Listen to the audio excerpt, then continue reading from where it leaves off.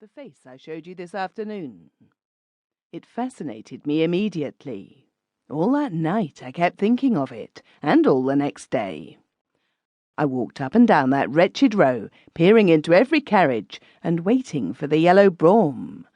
But I could not find ma belle inconnue, and at last I began to think she was merely a dream. About a week afterwards I was dining with Madame de Rasteil. Dinner was for 8 o'clock, but at 8:30 we were still waiting in the drawing-room. Finally the servant threw open the door and announced Lady Alroy. It was the woman I'd been looking for. She came in very slowly, looking like a moonbeam in grey lace, and, to my intense delight, I was asked to take her in to dinner. After we had sat down, I remarked quite innocently, "I think I caught sight of you in Bond Street some time ago, Lady Alroy."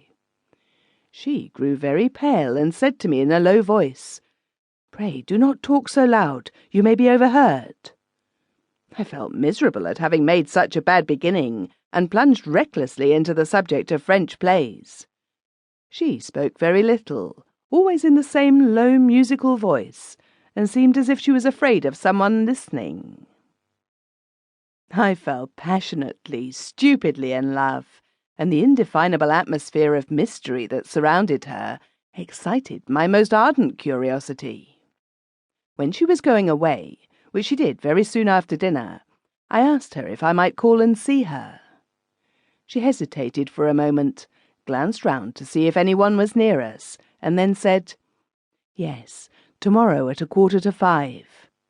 I begged Madame de Rasteil to tell me about her, but all that I could learn was that she was a widow with a beautiful house in Park Lane, and as some scientific bore began a dissertation of widows as exemplifying the survival of the matrimonially fittest, I left and went home.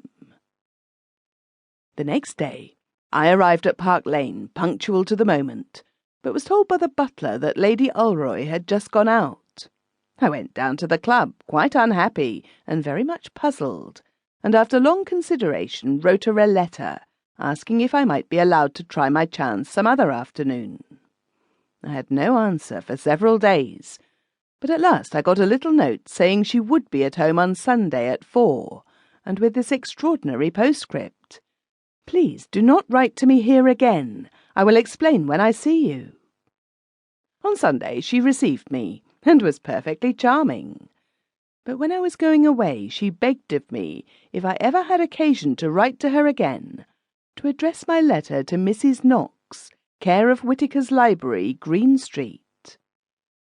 "There are reasons," she said, "why I cannot receive letters in my own house." All through the season I saw a great deal of her, and the atmosphere of mystery never left her. Sometimes I thought that she was in the power of some man, but she looked so unapproachable that I could not believe it. It was really difficult for me to come to any conclusion, for she was like one of those strange crystals that one sees in museums, which are at one moment clear and at another clouded. At last I determined to ask her to be my wife. I was sick and tired of the incessant secrecy that she imposed on all my visits, and on the few letters I sent her. I wrote to her at the library to ask if she could see me the following Monday at 6. She answered yes, and I was in the 7th heaven of delight.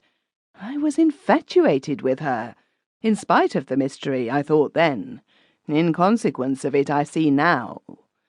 No, it was the woman herself I loved. The mystery troubled me, maddened me. Why did chance put me in its track?